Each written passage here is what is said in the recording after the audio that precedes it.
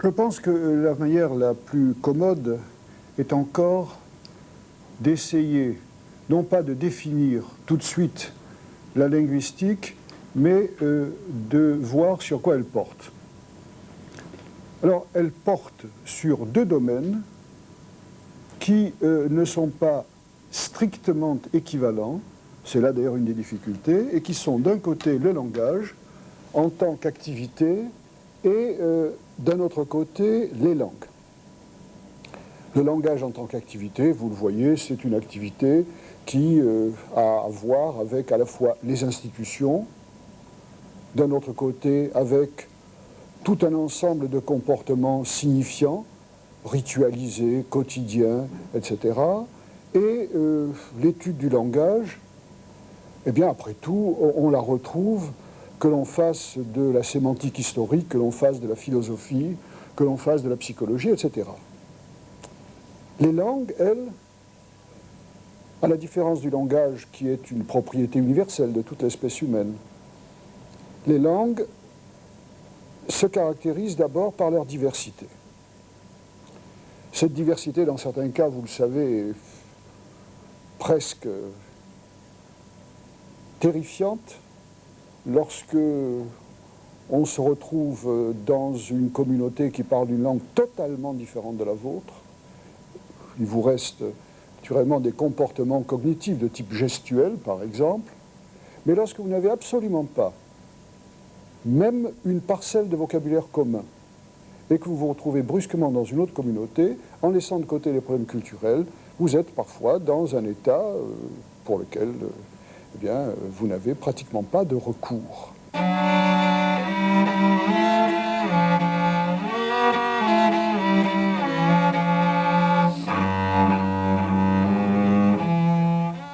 Que les anglicismes faisaient poids, c'était beaucoup d'étudiants, beaucoup de profs, c'était un peu les irréductibles, et Edgar Faure avait l'impression qu'on n'arriverait jamais à venir à bout du mouvement tant qu'on n'aurait pas maté les anglicistes. Et pour ça, on nous a jeté l'os dans le local, qui était d'ailleurs absolument essentiel.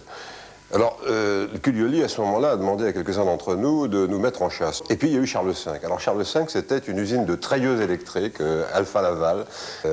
Cuglioli l'a vu, il a dit, bon, c'est ça. Et en fait, ce qui a déterminé le choix de Cuglioli, je crois, c'était la proximité de Jussieu. Et je crois que ce qui a compté pour nous, en tout cas pour moi, ça a été le fait que nous étions une équipe. C'est-à-dire que nous étions des amis qui partagions un certain nombre de principes.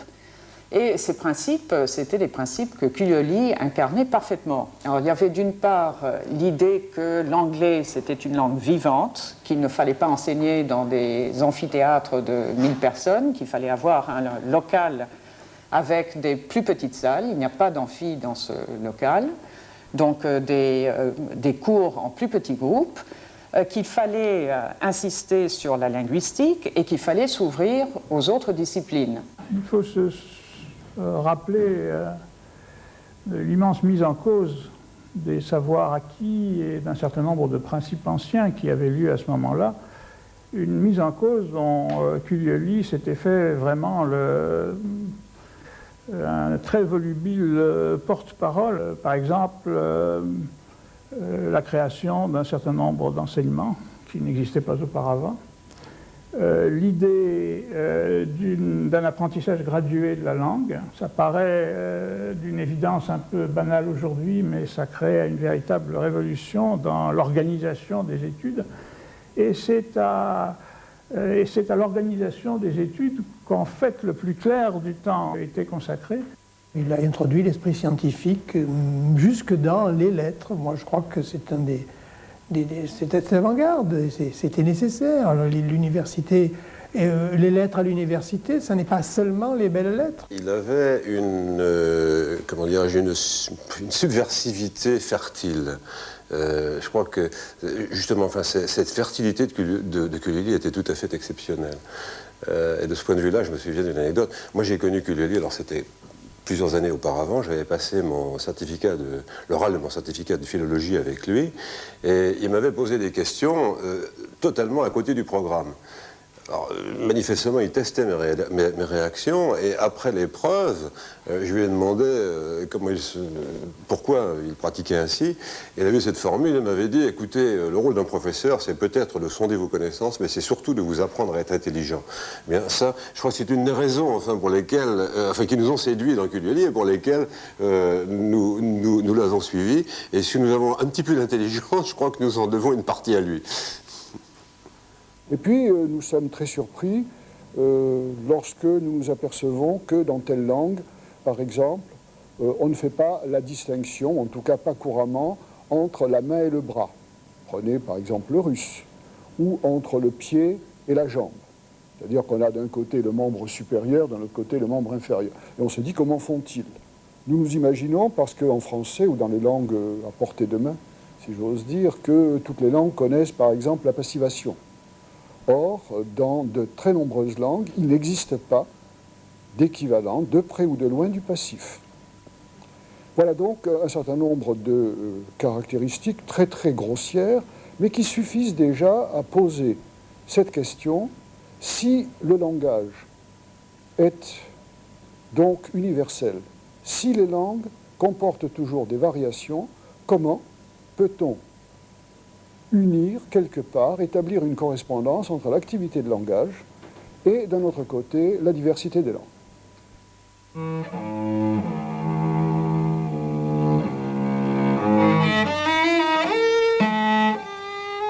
Dans l'été 1968, Edgar Faure était ministre de l'Éducation nationale, j'étais son collaborateur, et tu nous as persuadés de te suivre dans le projet d'Antony, où tu voulais fonder une université.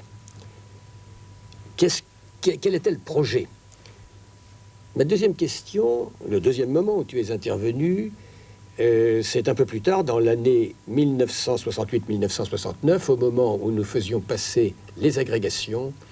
Et au ministère, on parlait des bandes à Cullily qui sillonnaient, paraît-il, les banlieues parisiennes dans lesquelles nous avions installé les centres d'examen pour déconseiller et peut-être même empêcher les étudiants de se présenter aux épreuves écrites de l'agrégation. C'est bien que tu avais un projet par derrière. Oui, absolument. Et alors, qu'est-ce que c'était? Le projet Antony est né de la situation dans laquelle, personnellement et avec quelques autres, nous nous trouvions dans l'ancienne Sorbonne.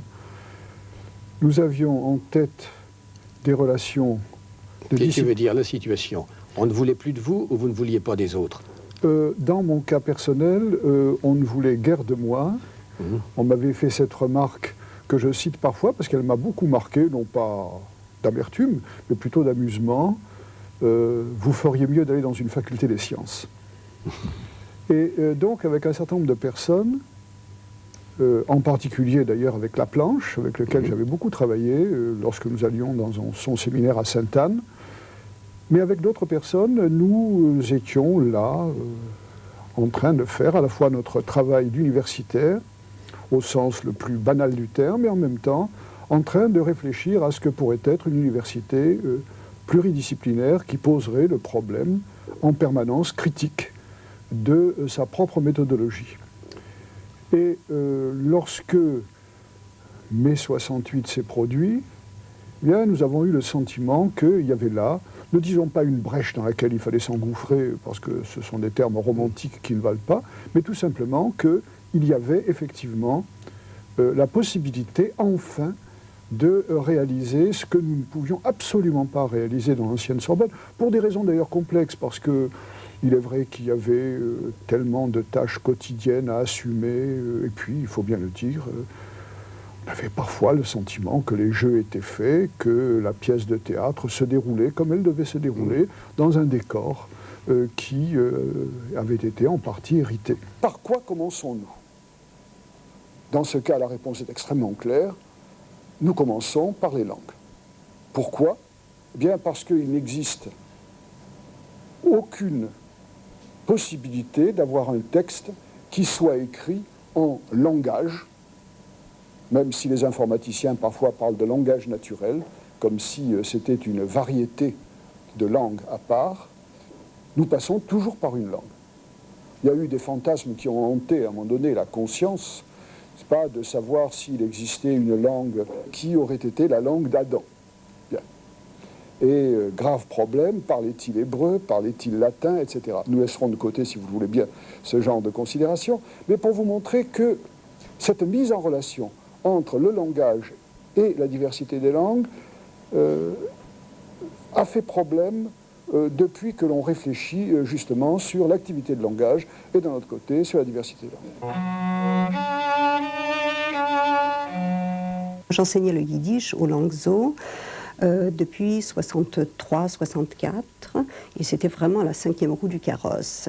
Et quand avec Richard Marienstrass, on est venu trouver Antoine Cuglioli pour lui dire qu'on souhaiterait enseigner le yiddish, que je souhaiterais enseigner le yiddish à Charles V, ça a été absolument extraordinaire. Un accueil d'une telle, enfin extrêmement chaleureux, extrêmement ouvert, enfin tout à fait surprenant pour moi. Et à partir de ce moment-là, Cuglioli n'a cessé de nous soutenir et de mener les négociations à la fois avec Paris 7 et les autres fondateurs, en fait, ceux qui pouvaient nous appuyer financièrement. De façon indirecte, en quelque sorte, Cuglioli a été un de ceux qui ont participé au renouveau de l'enseignement du yiddish en France. Et c'était tout à fait inattendu. Cette création du Centre d'études judéo-américaines a permis par la suite de former des enseignants, des chercheurs et surtout des traducteurs, puisque le yiddish qui avait été massacré en même temps que la population qui était porteuse de cette langue, le yiddish se trouvait en France être véritablement une langue perdue. Et il y a eu, bien sûr, le renouveau de toute cette quête des sources, du ressourcement, des quêtes de racines. Et cela a participé de ce mouvement. Mais il fallait avoir cette espèce de sensibilité, être à l'écoute des choses et des gens et de ce qui se passait dans le mouvement de la fin des années 60 pour percevoir qu'il y avait là une nécessité, un besoin.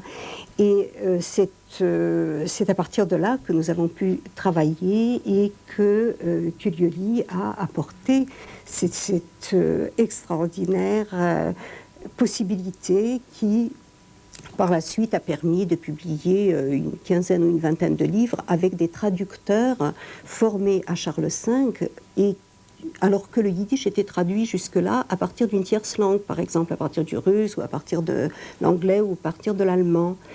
Et je crois que ça, on ne le mesure pas.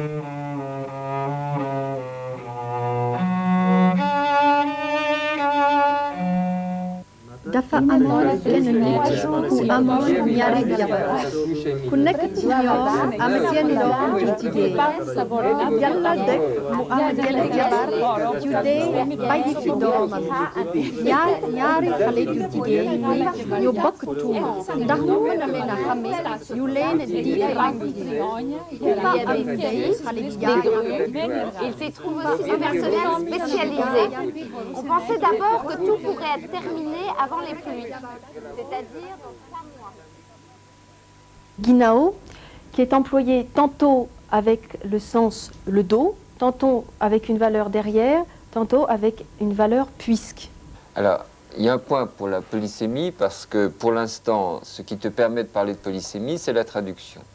Alors, comment est-ce que tu vas faire? Parce que bon, il y a toujours la possibilité d'une acrobatie interprétative, mais comment est-ce que tu vas articuler tes différentes valeurs pour montrer qu'effectivement, il y a un seul et même marqueur? Non, l'idée c'est que il ne s'agit pas de trouver une espèce de dénominateur minimal commun aux différents emplois, mais de prendre au sérieux chacun des emplois avec tous les effets de sens qu'ils impliquent dans les différents cas, et de montrer qu'il y a une stabilité du sens, qu'il n'y a pas de déperdition et qu'il n'y a pas non plus un emploi qui est premier, qui prévaut sur les autres. Donc ça suppose de prendre au sérieux les valeurs contextuelles de chacun des emplois. Est-ce que tu ne pourrais pas considérer qu'en fait on a affaire à trois mots guina ou tout à fait différents, qui seraient homophoniques?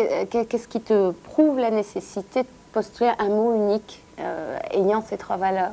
C'est sûr qu'il faut se poser la question, hein, sinon on peut être amené à comparer des choses incomparables. Alors les arguments que j'ai pour dire qu'il ne s'agit pas d'homophonie, mais qu'il s'agit bien d'un même terme, c'est qu'ils rentrent dans un système. C'est-à-dire qu'en Wolof, on a un ensemble de termes désignant les parties du corps qui ont des emplois prépositionnels. C'est-à-dire qu'à côté de ginao, qui signifie le dos et prend la valeur derrière, on a le mot kanam, qui veut dire le visage, qui est utilisé pour dire devant, le mot wet, qui veut dire le flanc, le côté, qui est utilisé pour dire à côté. Donc le phénomène est récurrent, comme je l'ai dit, à travers les langues, mais en plus à l'intérieur de cette langue. Et donc, si on admet le passage du terme lexical à la préposition, on ne voit pas pourquoi le refuser à ce moment-là pour la conjonction de subordination, même si intuitivement c'est plus surprenant. Donc c'est le fait que ça rentre dans un système qui me permet de poser qu'il s'agit d'un même terme.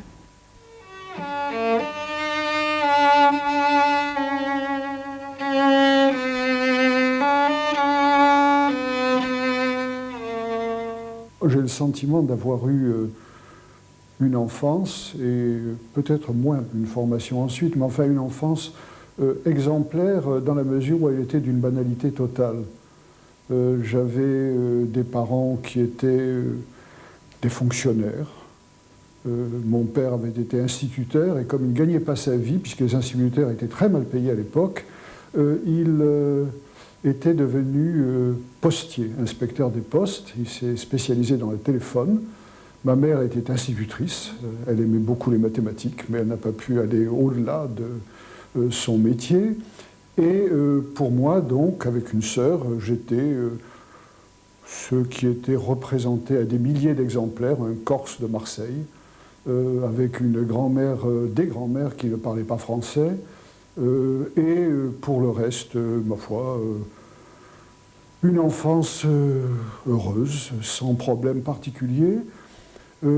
Simplement quelques petits faits qui m'ont marqué, c'est vrai, tout de même si, je répète, le fait qui m'ait marqué ne leur accorde pas une importance cosmique.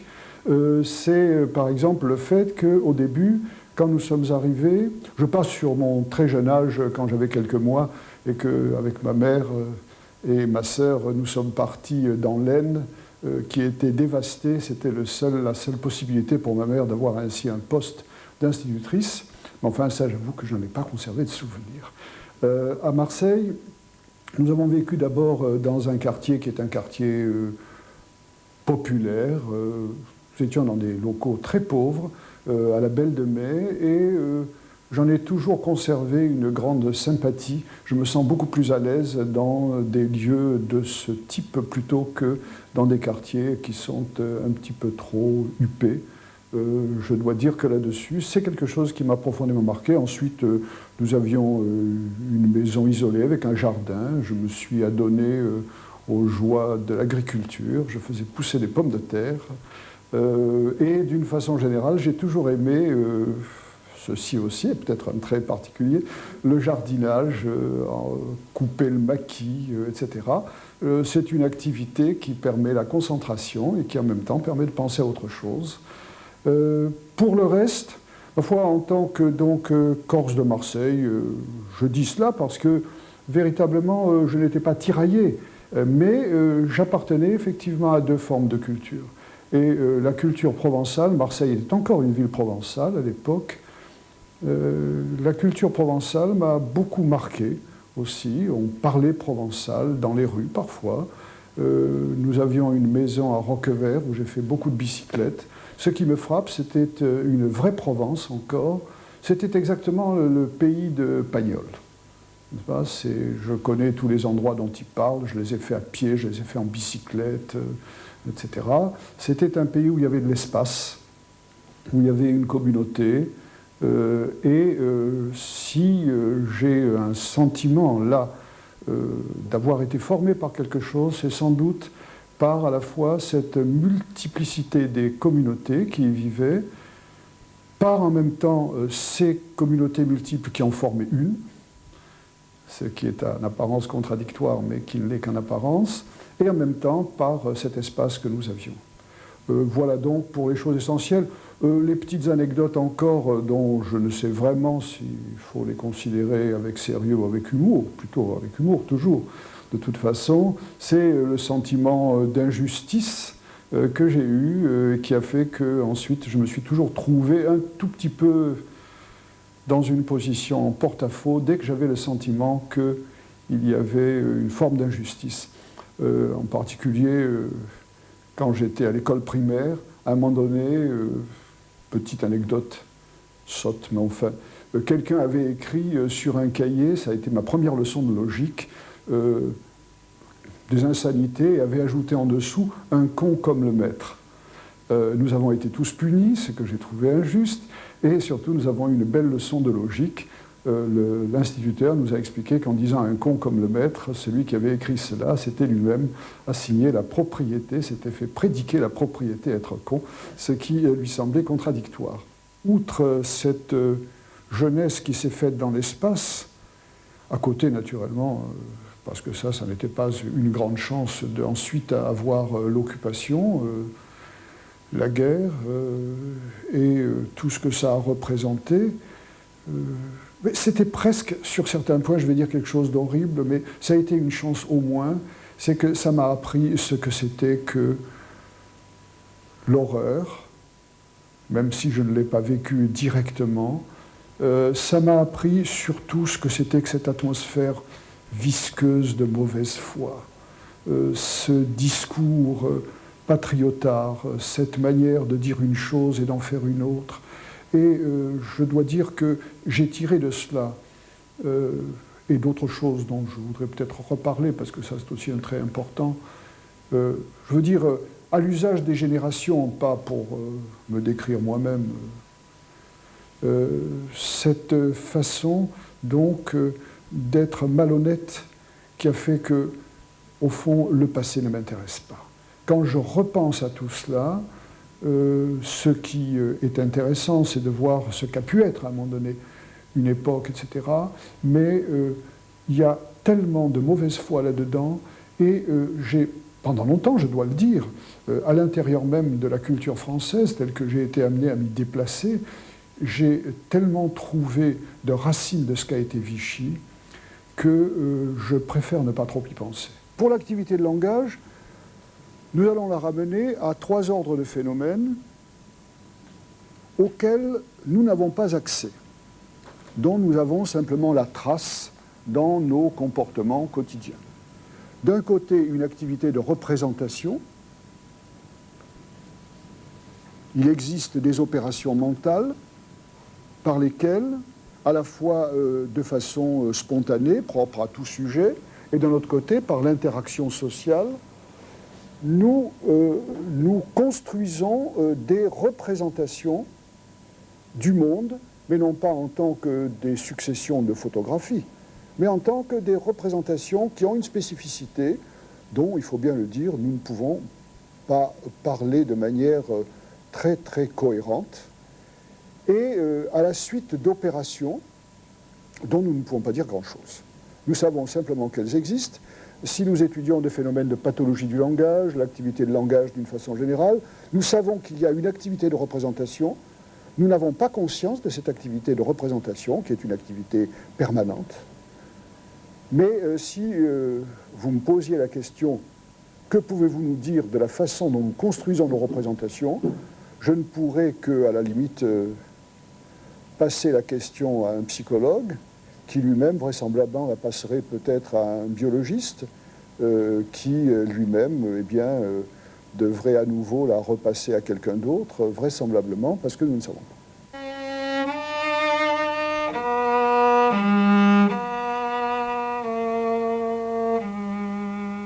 Je suis allé voir Mossé, Fernand Mossé, qui était au Collège de France, et qui tout de suite d'ailleurs m'a demandé, et vous voyez comment la linguistique était alliée à des études presque monacales, il m'a demandé: êtes-vous marié? Je lui ai dit non, il a dit c'est très bien. Voilà donc comment j'ai finalement découvert pour la première fois la linguistique. Si je prends ma propre expérience, et je pense qu'elle est partagée par un certain nombre d'autres linguistes de ma génération dans différents pays, le rapport à la linguistique a d'abord été un rapport de découverte incarné par une personne, par un maître. Autrement dit, la linguistique, tout en étant dans sa forme générale inscrite dans le dispositif des sciences, est néanmoins une discipline qui garde quelque chose d'un rapport très fort à l'existence d'un maître qui non seulement transmet des connaissances, mais constitue une sorte de modèle ou de référence, et en tout cas d'initiateur à une discipline qu'on découvre. Il est clair que c'est la fonction que vous avez jouée pour un certain nombre de personnes. Il est clair que c'est la fonction qu'avant vous, Meillet ou Benveniste avait pu jouer pour un certain nombre de personnes. Il est clair que c'est la fonction que quelqu'un comme Harris aux États-Unis ou Chomsky a joué pour un certain nombre de personnes. Dans le tableau que vous avez vous-même fait de votre itinéraire, on a le sentiment que personne n'a joué ce rôle, ou pour dire les choses autrement, que vous n'avez fait aucune rencontre intéressante. La première personne que j'ai rencontrée a été, comme je le disais, Fernand Mossé. Et Fernand Mossé a été un exemple, mais un exemple, je dirais, à la fois éthique et professionnel, mais n'a pas été la personnalité dont vous parlez, ceci sans aucune critique. Sur le plan éthique, c'était véritablement le savant, l'érudit, qui avait un respect scrupuleux des données. Et c'est sur le plan professionnel, ce que j'en ai conservé par cette formation philologique, qui était tout ce qu'il y avait de plus classique, c'est de savoir que on peut réfléchir sur ce que l'on veut, mais que l'on ne peut pas réfléchir sur rien. Et d'un autre côté, c'est plutôt dans le domaine de la philosophie des sciences, par exemple, dans le domaine logico-mathématique, que j'ai fait des rencontres qui ont été à certains moments marquantes, c'est-à-dire dans d'autres disciplines. Et si je m'interroge sur la raison de ce manque, par certains côtés, qui ne veut pas dire que je n'ai pas rencontré des gens extrêmement intéressants, c'est sans doute parce que ce que je recherchais, puisque du côté des données, je voyais bien qu'il fallait ce respect dont je parlais, c'est que je cherchais une méthode d'abstraction qui permette l'abstraction. Et je dois reconnaître que je me suis très vite fait à l'idée que si je ne fabriquais pas moi-même des procédures qui permettent une véritable abstraction et qui permettent de ce point de vue-là de sortir de la donnée en tant que simplement fait d'observation qui ne permettent pas une construction au-delà de l'observation, à ce moment-là, je ne pouvais pas faire ce que j'entrevoyais à peine comme un programme de travail. En fin de compte, j'ai recherché systématiquement, non pas tellement telle ou telle personnalité qui de toute façon serait venue sur ma route sans que je la cherche, mais j'ai cherché à multiplier les points de vue. Et là alors j'ai été amené à rencontrer tout un ensemble de gens dans des domaines extrêmement divers qui chaque fois m'ont forcé à me poser des questions supplémentaires que sans doute je ne me serais pas posées si je ne m'étais pas forcé à aller contre ce qui, après tout, est la plupart du temps la nature dans laquelle on se trouve, c'est-à-dire de ne pas se compliquer la vie. J'ai cherché systématiquement à me compliquer la vie. Vous avez mis en place un système institutionnel, vous avez contribué à mettre en place un système institutionnel de façon globale pour Paris 7, de façon plus particulière dans le domaine de la linguistique, dans le département que vous avez dirigé pendant de longues années. Est-ce que vous pensez que vous avez résolu le problème qui se pose toujours pour une institution, qui est le problème de sa propre continuation dans les meilleures conditions possibles?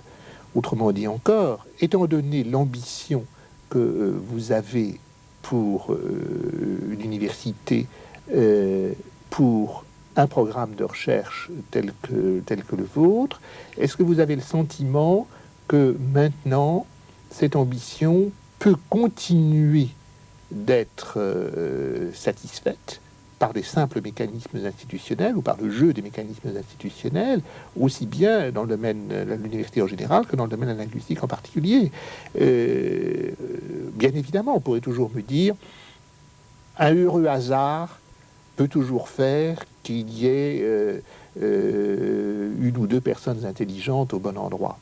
Mais si votre réponse est celle-là, j'en serais mal satisfait dans la mesure où cela voudra dire que la création institutionnelle n'a pas joué son rôle, qui est précisément de gouverner le hasard, d'être un anti-hasard. Le véritable problème, je le déplacerai sur ce point précis, c'est comment avoir un recrutement à la fois d'enseignants, mais aussi d'étudiants, qui permettent à la fois cette constance sans laquelle il ne peut y avoir aucun programme. Un programme, ça n'est tout de même pas, n'est-ce pas, de se lancer dans une direction, puis dans une autre, et de faire de ce papillonnement, à un moment donné, l'équivalent d'une activité scientifique.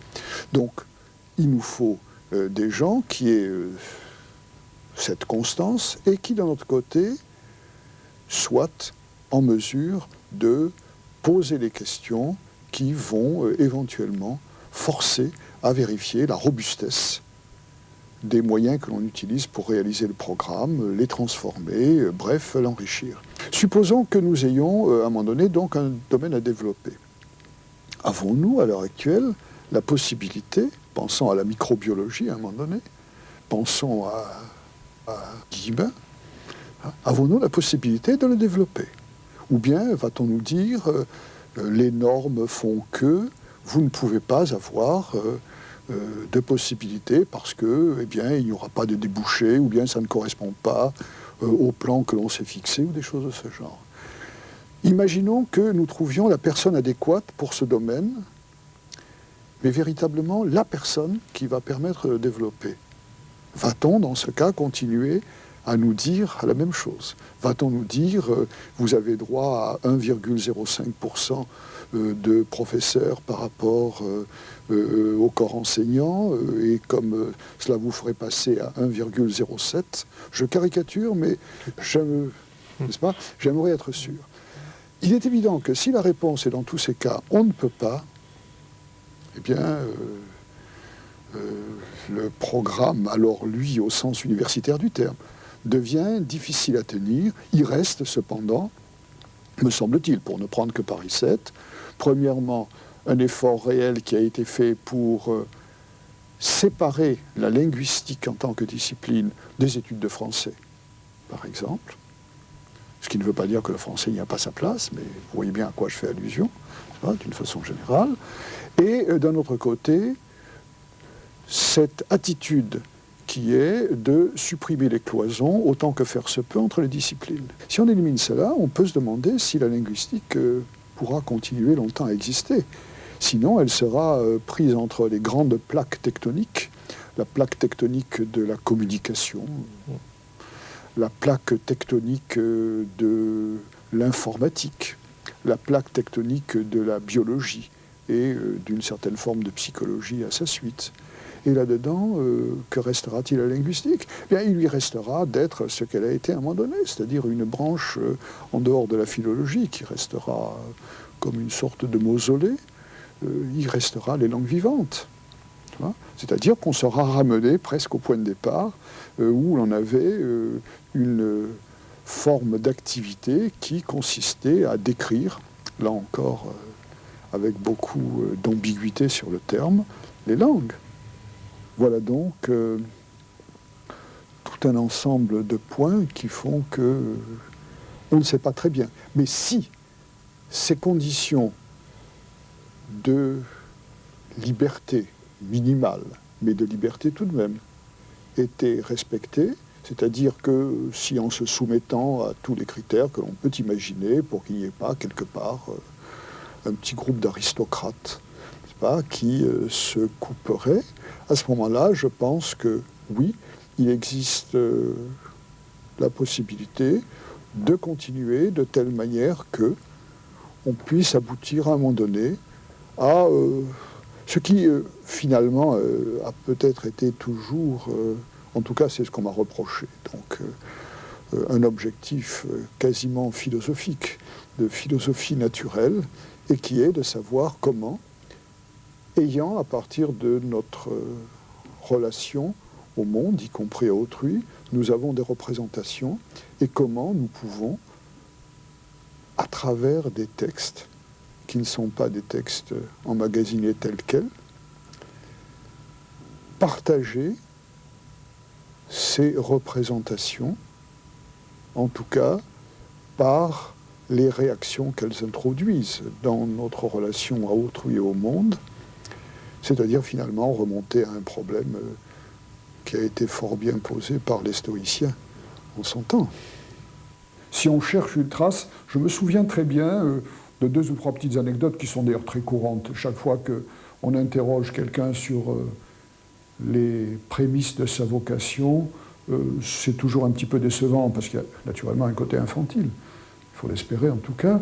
Et dans mon cas, c'est assez courant, là encore. Je parlais de mon exemplarité dans le banal, mais c'est un petit peu ça.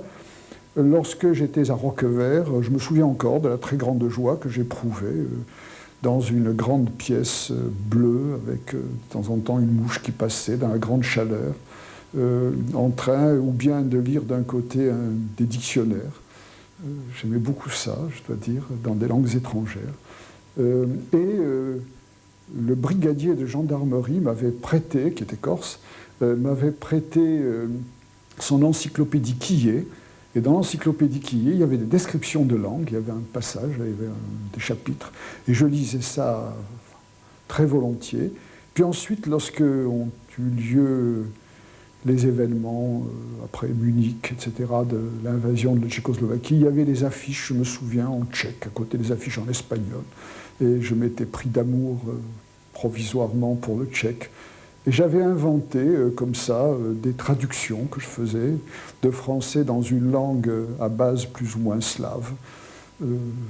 C'était curieux. J'en ai conservé d'ailleurs des traces, mais je n'ose pas regarder, ça doit être absolument épouvantable. Ou bien dans une langue aussi que j'avais inventée, qui était déjà de l'occitan, qui était un mélange de corse, d'espagnol, de provençal, et tout cela. Bon, finalement, qu'est-ce qu'il y avait là-dedans, dans ces jeux assez innocents? Il y avait tout simplement le plaisir de se vautrer un petit peu dans toutes ces variations et d'avoir vraisemblablement un peu le sentiment de les maîtriser, puisque après tout, je me plaçais, c'est là que ça devenait inquiétant évidemment, dans la position du démiurge qui fabrique à un moment donné les langues, ce qui fait qu'à ce moment-là, il peut faire les traductions. Si on regarde, remarquez ce qu'ont fait les spécialistes indo-européens à la fin du 19e, qui croyaient dur comme fer et qui parfois faisaient d'ailleurs, je crois, des thèmes où ils traduisaient, je ne sais pas quelle langue, en indo-européen, on s'aperçoit qu'il valait mieux faire ça vers l'âge de 12-13 ans que de le faire plus tard.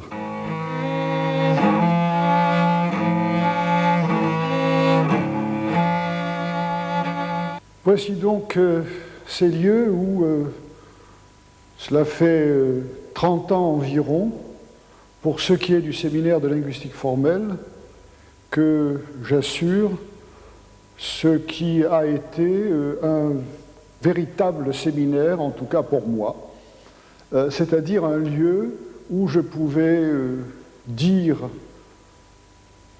d'une manière ou d'une autre, c'est-à-dire soit de façon très rigoureuse, soit de façon un petit peu délirante, ce qui me venait à l'esprit semaine après semaine, de façon à élaborer quelque chose qui à l'origine n'était pas absolument un programme scientifique, mais qui l'est devenu, en gros, à partir des années 70. Si vous voulez bien, aujourd'hui, ce que nous allons faire, c'est essayer, après tant d'années où nous avons un petit peu le nez collé à des exemples, de faire une sorte de survol qui nous permette, à propos d'un certain nombre de concepts, de regarder d'un peu plus près comment, finalement, ils se sont élaborés, non pas un cours d'histoire de la linguistique, je ne me sens pas encore en position d'être embaumé,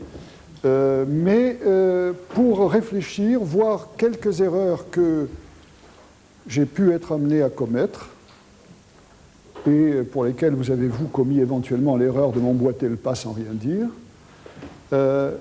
et en même temps, donc, voir où nous en sommes par rapport à un programme de travail. Ce programme de travail, pour l'essentiel, il se trouvait dans les cahiers pour l'analyse, été 1968, et pour l'occasion, j'ai été amené à le relire. C'était quand même pas mal. Et c'était véritablement programmatique. Et il y a tout un ensemble là de remarques qui apparaissent maintenant, émergent, alors qu'à l'époque, il faut le dire, elles sont tombées dans un assez grand vide, peut-être parce que c'était en avance, peut-être parce que ça n'était pas formulé dans la rhétorique du moment, ça, les raisons peuvent être multiples, et de toute façon, ce n'est pas de cela qu'il s'agit. Le problème des relations énonciatives, comme les relations prédicatives, posait le problème des relations, et d'un autre côté, le problème, pour les relations primitives, des notions. Pour les notions, très vite, je me suis rendu compte qu'il s'agissait d'un domaine essentiel, si, là encore, on ne voulait pas s'enfermer, en particulier dans une division entre, d'un côté, la syntaxe, de l'autre, la sémantique, d'un côté, la sémantique et la syntaxe, de l'autre, la pragmatique, d'un côté, la grammaire, de l'autre, le lexique, mais qu'il suffisait entre nous soit d'arriver à se mettre dans une position excentrée par rapport à une langue que l'on connaissait bien, ou bien de travailler soit directement, éventuellement, soit avec des informateurs ou d'autres chercheurs sur des langues qui n'étaient pas, disons en gros, je ne dirais pas de type indo-européen, parce que je ne sais pas s'il y a une telle différence dans certains cas, mais en tout cas qui étaient vues à travers des lunettes indo-européennes. Au cours d'une discussion avec François Bresson, il m'a dit, de façon là encore très rapide, parce qu'on n'avait pas beaucoup de temps, c'est pas du tout... il m'a dit, mais il faut qu'un domaine ait un centre. Ce n'était pas une déclaration politique, n'est-ce pas? C'était important, et c'était d'autant plus important qu'à l'époque, je crois que le problème n'était pas tellement posé, c'était avant même les travaux qui avaient été faits sur le type, etc. Et une fois... comme lorsque François Bresson me dit une chose de ce genre, je me dis, ça vaut la peine. C'est pas, Voltaire disait, si vous voyez un banquier suisse, genevois plutôt sauter par la fenêtre, suivez-le, il y a de l'argent, ou quelque chose de ce genre. Là, je dirais, si François Bresson sautait ou courait après un concept, je me disais, suivons-le, il y a du concept. Et j'ai donc été amené, à ce moment-là, à étudier les problèmes, ce qui, de façon à transformer complètement le point de vue, parce que ça m'a amené à poser de façon plus précise les problèmes d'identification, les problèmes de différenciation, le problème du type, puis est venu l'attracteur, mais beaucoup plus tard. En même temps, cela m'a forcé à me poser le problème de qu'est-ce qu'une équivalence, le problème du complémentaire linguistique. C'est-à-dire que c'était véritablement là un point qui, à un moment donné, a transformé, n'est-ce pas, la conception que je pouvais me faire des problèmes, et ça a eu un effet en retour, alors que j'avais déjà entrevu l'importance de la glose, à l'intérieur même d'un système de construction d'équivalence, et la paraphrase étant la construction d'un système, d'une classe d'équivalence. Avec toutes ces considérations, j'étais amené à poser le problème et de la déformabilité, puisqu'après tout, on se retrouvait devant un énoncé qui, selon des critères qui allaient être, dans certains cas, des critères complexes, allait avoir telle ou telle interprétation, mais surtout, on s'apercevait que, ce que nous savions déjà, à partir d'un texte, on pouvait produire du texte, et à ce moment-là, on pouvait récupérer les gloses, qui n'étaient pas simplement une manière d'éclairer le chercheur dans un domaine où éventuellement il n'aurait pas compris, mais qui étaient elles-mêmes du texte équivalent, issu d'une culture faite de pauvreté, c'est pas, où on récupère tout. J'étais donc dans la position où non seulement j'avais du texte, non seulement je pouvais éventuellement lui donner un statut à la fois d'élargissement empirique par d'autres énoncés associés et un statut théorique par le biais de règles de construction, mais en plus je récupérais des gloses, c'est-à-dire que je produisais du texte sur du texte, et ce faisant, je découvrais d'autres observations. C'est-à-dire que là, on construisait un processus qui était un processus à fabriquer des observables dans des conditions qui pouvaient être à la fois, c'était toujours les rêves un peu fous, spontanés et en même temps contrôlables. Une fois qu'on avait fait tout ça, enfin une fois que, comme si là encore, n'est-ce pas, j'avais créé le monde en 6 jours, pour me reposer le 7e, plutôt ciel, au moins je me reposerai le 7e, mais c'est moins organisé, mais enfin, tout de même, il y a un certain fil là-dedans. Une fois qu'on a fait ça, eh bien, il faut montrer que ce système que l'on peut étudier de façon stable est en fait un système déformable et qui est toujours en fait soumis à des forces de telle manière que c'est un système qui a une dynamique. Et pour cela, que fallait-il? Eh bien, il fallait montrer que chaque fois que l'on avait un terme qui apparaissait dans une séquence, il était pris dans une histoire, et que, étant pris dans une histoire, cette histoire montrait que, à la fois, on pouvait à un moment donné l'appréhender, l'épingler pour une communication de type, disons, courant, heureusement qu'il y en a, et d'un autre côté, qu'on pouvait lui laisser un jeu qui permettait tous les jeux rhétoriques, stylistiques, esthétiques, etc., toutes les duperies, éventuellement, toutes les envolées lyriques qui sont le propre à la fois des romans sentimentaux et des déclarations politiques dans beaucoup de cas. C'est donc le célèbre « Un chien aboie » dont je disais « cela ne se dit pas ». J'ai bien employé le terme « cela ne se dit pas » et Milner a noté ma jubilation en disant cela à un moment donné. Et c'est vrai qu'à un moment donné, je m'étais donc rendu compte, c'est pas si évident que ça concernant la langue de tous les jours, que quand on dit cela ne se dit pas, cela ne veut pas dire que ça n'est pas bien formé. C'est parfaitement bien formé, un chien aboie. Mais il faut des conditions particulières, telles qu'un début de roman, un récit, un « tiens, un chien aboie », ou « il y a un chien qui aboie ».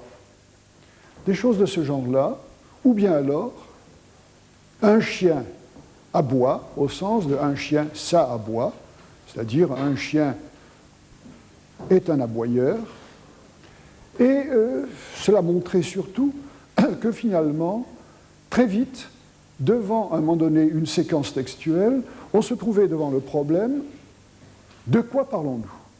Souvenez-vous de mon très bel énoncé « Moi, le poisson surgelé, bof », qui a l'air d'indiquer d'ailleurs que je suis hostile au poisson surgelé, ce qui n'est pas vrai. Mais dans un cas comme celui-là, on avait des règles de bonne formation qui, en dehors de tout étalon d'ordre sociologique, permettaient de considérer que c'était effectivement un énoncé bien formé, puisqu'il y avait tout ce qu'il fallait. Il y avait le siège d'un affect, il y avait d'un autre côté un objet, et puis il y avait d'un autre côté, bof, qui indiquait très très clairement quel était, de ce point de vue-là, le relateur qui établissait une relation entre les deux. Pouvez-vous préciser ce que vous entendez par vos erreurs sur la translation? J'ai joué sur le mot translation et j'ai joué sur le mot présent. Et qu'en fait, je dois parler de la translation comme une opération qui me fait changer effectivement à un moment donné d'axe, si on veut, ou d'origine. Je translate l'origine, mais en translatant l'origine, je ne peux dire de l'origine translatée que ce que je peux dire de l'origine qui a été à l'origine, l'origine absolue. D'où j'ai translaté. Je m'excuse, j'ai employé le mot origine deux fois d'une manière très maladroite. Je veux dire, en écrivant cela au tableau, que si à un moment donné j'ai une origine, je vais prendre T0, elle a certaines propriétés, en particulier de renvoyer à un ouvert, etc.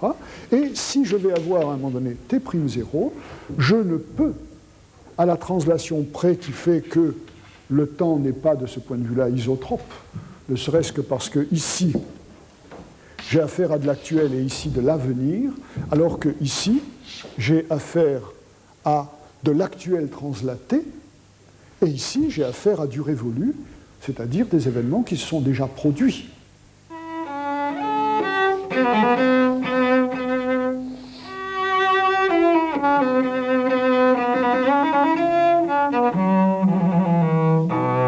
Vous m'avez demandé, et c'était la première question, que puis-je savoir? Je vous dirais que je ne peux savoir que ce qui entre dans une intention de savoir. Sans projet, sans méthode, de toute façon, je ne peux rien savoir. Avoir un projet, c'est se fixer une sorte d'objet général que l'on vise.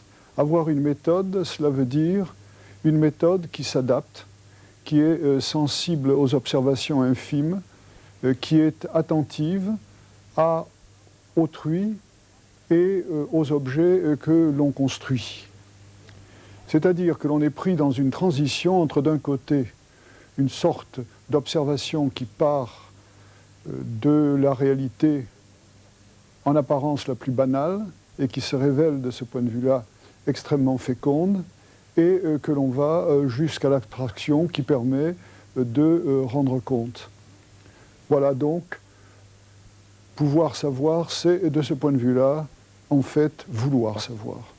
La deuxième question, que dois-je faire, est une question à laquelle on peut répondre de façon brutale en commençant, s'attendre à des obstacles. C'est mon expérience, dès que l'on cherche à introduire un point de vue nouveau, dès que l'on essaie de casser ce qui est une sorte d'héritage avec lequel on vit sans s'en rendre compte, on rencontre des obstacles, et on peut le dire en toute modestie d'ailleurs, le premier obstacle étant soi-même. Donc je dois d'abord conserver cette fraîcheur devant la découverte, cette espèce de joie, et en même temps, je dois essayer d'aboutir à la construction de problèmes qui permettent des confrontations et non des affrontements. Dit en d'autres termes, à la fois être passionné, mais, si l'on peut dire, ne pas être passionnel. Or, il y a beaucoup de passions destructrices dans les cercles académiques, et on sait que très souvent, les blessures symboliques entre des groupes sont des blessures à la fois dérisoires et en même temps terribles. Que m'est-il permis d'espérer? Je ne sais pas si l'espérance a quelque chose à voir avec l'entreprise, y compris d'ailleurs l'entreprise humaine, tout bêtement. Mais je dirais que On peut espérer, premièrement, que dans toute cette démarche, on restera soi-même, c'est-à-dire qu'on conservera ces qualités d'ouverture, d'adaptabilité, dont je parlais tout à l'heure, que l'on conservera cette position de modestie qui consiste à s'efforcer d'être soi-même, mais surtout à ne pas croire qu'on est quelqu'un, parce qu'on a tout simplement essayé d'être soi-même. Et ce que l'on peut espérer aussi, c'est que transmettant cette attitude nouvelle à l'égard des problèmes de la vie, éventuellement, mais en tout cas, dans le cas qui nous concerne, des problèmes concernant le langage et les langues, on arrivera à faire partager donc ce changement d'attitude, cette attitude nouvelle, ouverte, qu'on ne sera pas dénaturé au sens où on aura compris que dénaturer, cela voudrait dire devenir le disciple d'un maître que l'on suivrait à la trace en le respectant d'une manière qui le détruirait de ce point de vue-là, c'est-à-dire, en fin de compte, espérer à la fois devenir, là encore, pratiquement effacé, dans la mesure où les concepts que l'on aura introduits au bout d'un certain temps seront sans histoire, et en même temps être tout de même un élément dans une histoire scientifique qui est toujours en train de se construire.